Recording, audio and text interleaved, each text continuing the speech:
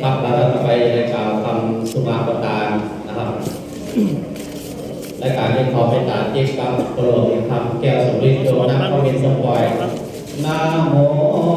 ตัสสะภะคะวะโตอะระหะโตสัมมาสัมพุทธัสสะนะโมตัสสะภะคะวะโตอะระหะโตสัมมาสัมพุทธัสสะนะโมตัสสะภะคะวะโตอะระหะโตสัมมาสัมพุทธัสสะอะหังวันตามิสัพพะวันโตตานังสัพพังโตสัพพะมาทะเมพันเตสาธุสาธุโอกาสาคาแต่สัพพะเยี่ยมเสื่อมกว่าตาสัพพะปาลิวัน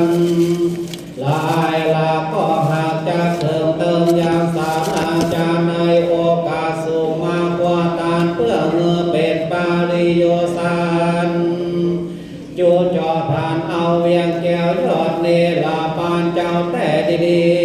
ๆอย่างเมื่อมวลลาสัทธาหมายมีคณะสัทธาวัดพระธาตุจอมแจงจูค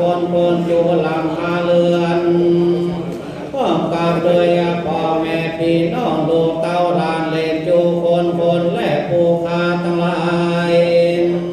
ได้ตกแต่งห้างตาตาน้อยและใหญ่ได้คำย่ามเตียวกายสัพปาวานโตตามตั้งหลายมวลมาก่อนป่ามาตา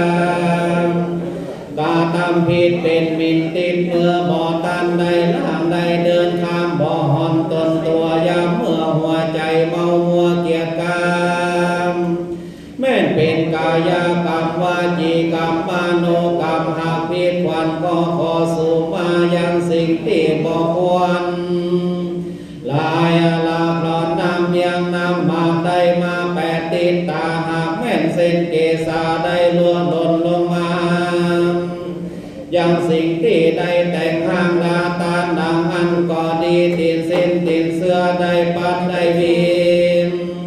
ได้ถูกต้องใส่ขวดตานได้กินก่อนตานล้นบ่อตานได้แบ่งปุ่นเป็นส่วนได้เอาเมื่อด่วนโยมเอาบัตรที่ศรัทธาผู้ค้าตั้งหลายก็ได้มาเล็งหันที่เป็นบาปแต่บ่สังการได้มีวัตถุบูชามาลาดวงดอกเข้าตอกดอกไม้ลำเตียนและนำขมิ้นส้มปล่อยอันนี้กินหอมอ่อยจะได้ขอสุมาคาลาวายังสัพพะยังเกืองกว่าตามทั้งหลายมวลพรุ่งนี้ในกาลเวลานี้ผู้อาคาขอสุมาคาลาวาได้นำขมิ้นส้มปล่อยได้มาสละสลงพระพรหมใส่แล้วนับว่าได้เป็นกว่ากินกว่าตานอันผ่องใสของอันบริสุทธิ์ผ่องอาสาอาจปราศจากภาระมลทินผู้อาคาขอสุมาคาลาวาขอเป็นเครื่องวิเศษนาตานเจ้าทั้งหลายจงโปรดเนื้อหายกายเป็นอาโหสิกรรมอย่าเมื่อเป็นนิวรธรรมกรรมอันแก่นกลางแก่สัตว์ผู้ค้าทั้งหลายจูผู้จูคนจูน้อยและใหญ่ใจยิ่งนั่นจุงจากนี้เตียงแต่ดีๆผู้อาคาขอสุมาคาลาวาโดยอัตถาคาถาภาษาบาลีว่ากายะตัวเลว่าจีตัวเลมโนตัวเลสันจิตจาอาสันจิตจาอาติตาโตสังอ